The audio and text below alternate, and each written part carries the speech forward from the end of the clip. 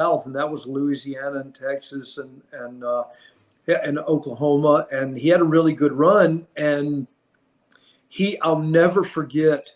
That's where he met Tim Horner and White Lightning and Tim Horner, and they became the Lightning Express. And they had a good run over there as a tag team. But I'll never forget Brad. He was working that territory. In that territory, they did a lot of miles every week. I mean, like 2,500 to 3,000 miles or something like that every week.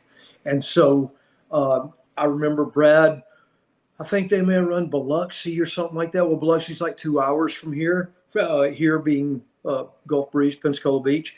And so Brad drove home and he said, Scotty, go with me. We're in the Superdome in New Orleans tomorrow night. He said, go with me. I'll bring you back home. I'll ask for the next day off and then I'll leave and go back. And I said, okay. And so, so he came home and got me, and then we home, Gulf Breeze, Pensacola Beach. And then we drove back to the Superdome in New Orleans, and he was in like the second match. And he had a great match, and I said, okay, you ready to go? I thought we were going to just drive back to Pensacola. Look, at that time, I would have driven to the end of the earth just to watch him wrestle. I wasn't wrestling yet. And so he said, I said, are you ready to go? And he goes, no. We're not going to leave till the show is almost over. And I went, well, dude, we can get up. I mean, it'll be another hour and a half before the show's over. And he goes, no, we're going to stay. And I said, okay. So he went back in the locker room and I sat out in a seat. And then he came out there right before the main event. And the main event was Junkyard Dog.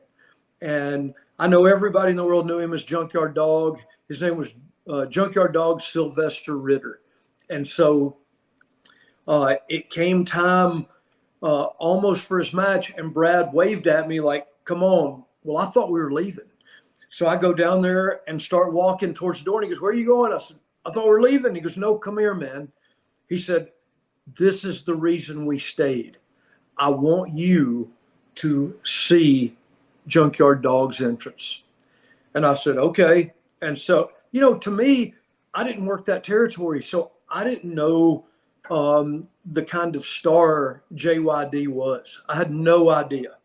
And all of a sudden his music hit and about 50,000 people lost their minds. I mean, just lost. And I looked at Brad. I mean, it was useless to try to have a conversation with him because that's how loud the pop was.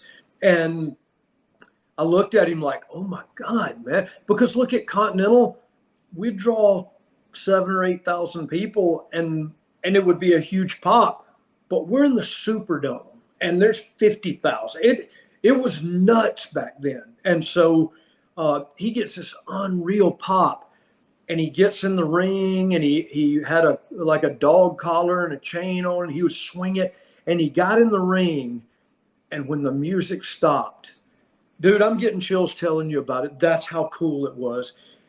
The whole building started chanting, "Who dat? Who dat? Who dat talking about beating that dog? Who dat? Who dat? Who dat talking about beating that dog?" And dude, oh man, look, I wish you could see this. It was I looked at Brad. I couldn't believe it. I had been around the wrestling business as long as I could remember life. And I have never seen anybody that over ever. And to see that and realize, and then later in life get to really know Junkyard Dog and share locker rooms with him and just a great dude. I always said if I owned a wrestling territory back then, I would have kept him on the payroll just to have him in the locker room. That's what a good dude he was, and just a great human being. And the world, when he passed away, the world lost a solid person and a positive influence on life. Just a good dude. But anyway,